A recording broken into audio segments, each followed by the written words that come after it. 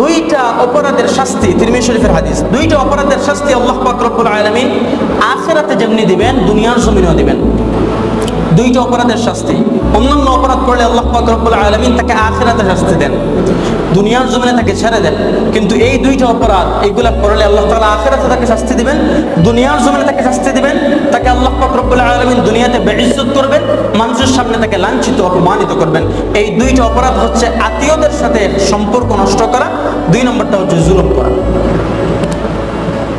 বিশেষ কিছু মানুষ ছাড়া প্রত্যেক মানুষই যারা জালিম ছিল, এরা যখন দুনিয়ার জমিন ছেড়ে চলে গেছে, লাঞ্ছিত অবস্থায়, অপমানিত অবস্থায় দুনিয়ার জমিন ত্যাগ করেছে।